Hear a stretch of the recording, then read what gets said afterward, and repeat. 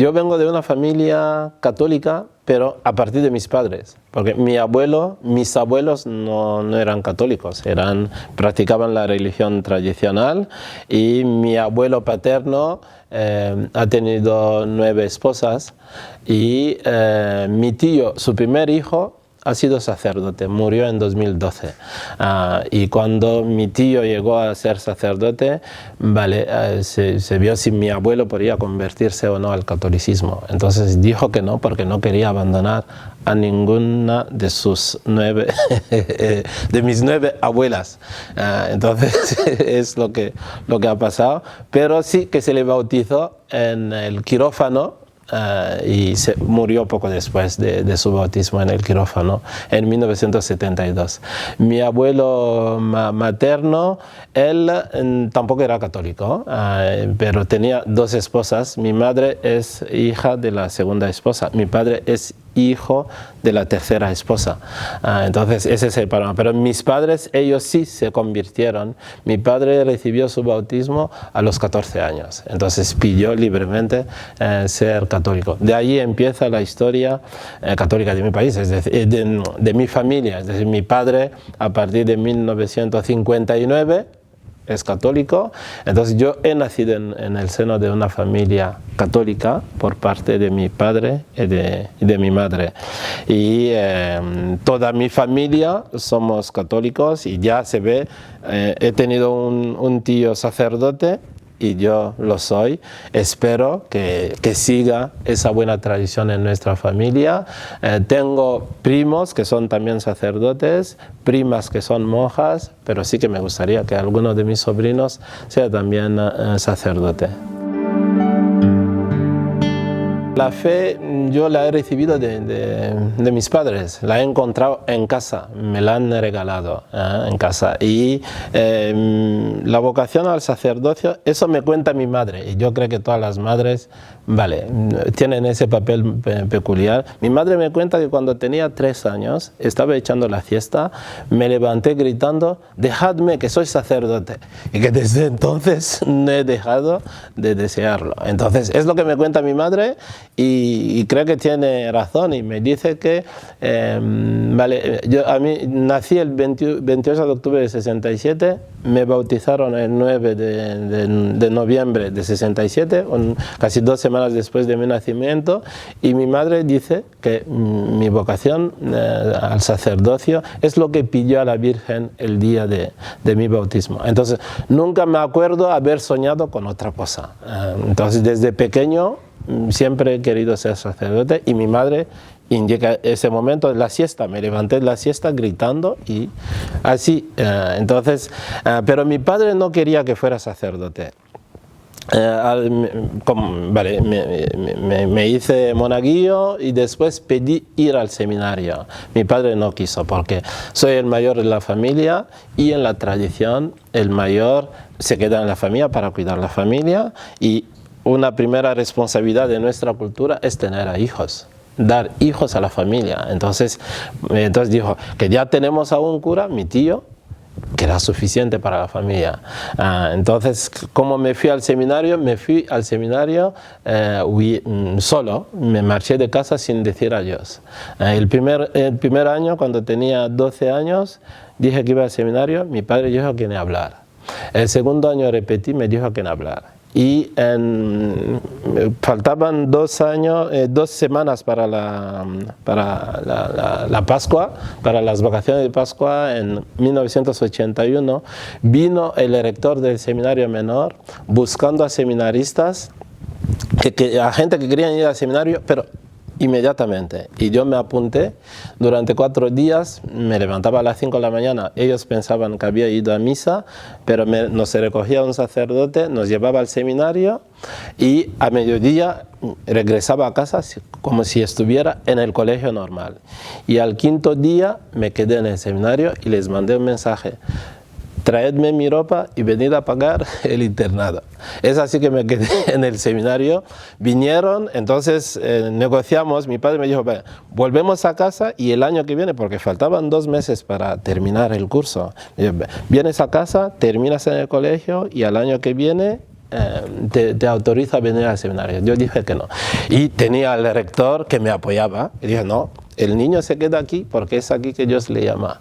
Entonces me he quedado en el seminario. Mi padre no quería y me acuerdo que unos meses antes de la ordenación sacerdotal me dijo: acepto perderte, no te pierdas, no nos pierdas. Esa es una frase que no he olvidado. Me la dijo en 94, me la dijo así. Son 25 años que me la dijo y nunca la he olvidado.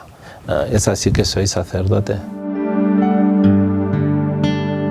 Hay que decir que en el Congo la sociedad, como lo he dicho, desde la independencia ha sido una sucesión de dictaduras. Finalmente la Iglesia ha llegado a asumir un papel no solo espiritual, sino un papel social muy importante. Más de 50% de las escuelas, de los hospitales, de los servicios sociales en el Congo son de la Iglesia. Sin la Iglesia, la población no tendría más de 50% de servicios sociales. Entonces tenemos un Estado fallido y la Iglesia tiene esa presencia muy fuerte, muy importante, y asume un papel en la sociedad, un papel profético, no solo de denuncia del mal, sino también de servir a los más pobres. Y ese papel hace que la Iglesia Católica en el Congo tiene mucha credibilidad. La palabra de un obispo, la palabra de un sacerdote, desde el punto de vista espiritual, pero también desde el punto de vista social, vale para todos, que sean católicos o no. Y se convierte automáticamente como el enemigo de los dictadores, la enemiga de los dictadores. Entonces, a partir de ahí hay todo un proceso de persecución contra la Iglesia, porque es la Iglesia que denuncia, es la Iglesia que sirve, es la Iglesia que molesta a los... Porque la clase política es una clase totalmente corrupta.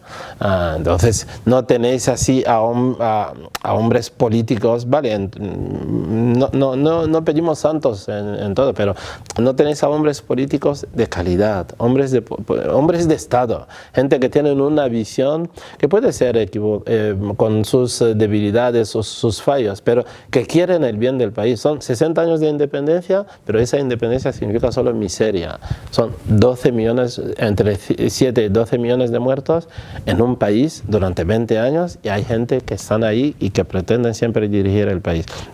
Entonces, eso ha convertido a la Iglesia, como le he dicho, en enemiga de los dictadores, y para callarnos, entonces son los ataques. En el este de Congo, ¿cuántos sacerdotes están desaparecidos? De los cuales no se tienen noticias. En el Kivu, ¿cuántos obispos han muerto de manera sospechosa? Los últimos años, los arzobispos que, vale, le nombran a uno y a los 2 días han hablado quizá de envenenamiento, de no sé qué. Entonces tenemos esa como historia, pero últimamente ha habido ataques, han ido más allá, era atacar a los cristianos, porque ha habido un movimiento de laicos que ha intentado movilizar la población contra la prórroga anticonstitucional del mandato del actual presidente, del presidente que ha salido. Teníamos que haber hecho elecciones en 2016 y no se hicieron. Y así nos quedamos, y la Iglesia Católica se movilizó, y ya no era solo un problema de los obispos, sino también un problema de los laicos, y organizaron a partir de las iglesias oraciones y también manifestaciones, y ahí no dudaron en cerrar las iglesias, en poner bombas lacrimógenas dentro de las iglesias y en matar a los feligreses los domingos. Entonces yo veo en nuestra diócesis, por ejemplo, hubo un domingo en la cual la policía y los ejércitos cerraron más de 50 iglesias. La gente no celebró misa. La gente iba a rezar por la paz en el país. Entonces venís por la mañana y encontráis militares que han cerrado todo. Y el seminario nuestro, donde yo soy formador, fue atacado, pero ya no por el ejército, también por un grupo de milicianos que acusaban a la Iglesia Católica en su mediación de haber permitido que el presidente que ha salido estuviera un año más en el poder, porque cuando no organizaron elecciones en 2016, la Iglesia medió entre los políticos para llegar a un acuerdo de transición, y ese acuerdo no gustó a una parte de milicianos, y como venganza atacaron parroquias, pero también atacaron nuestro seminario. Menos mal que nos advirtieron, no murió nadie, porque por la noche recibimos un mensaje como que a las 9 nos iban a atacar. Entonces celebramos la misa pronto, mandamos a los seminaristas fuera y nosotros nos quedamos los formadores y las monjas de la administración en el seminario. Y luego vino el ejército y la policía oficialmente para protegernos, pero les decimos que podían negociar con el grupo de rebelde que estaba en la finca del seminario.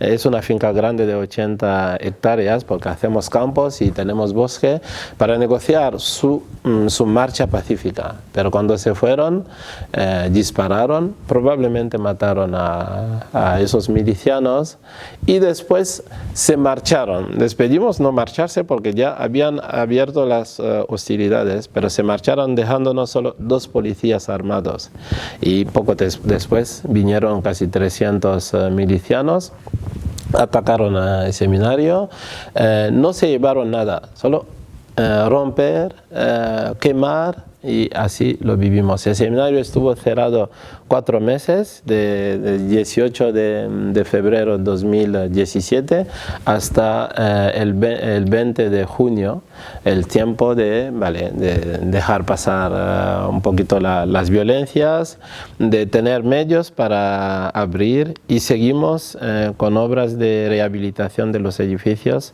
del seminario. Pero bueno, hemos reanudado.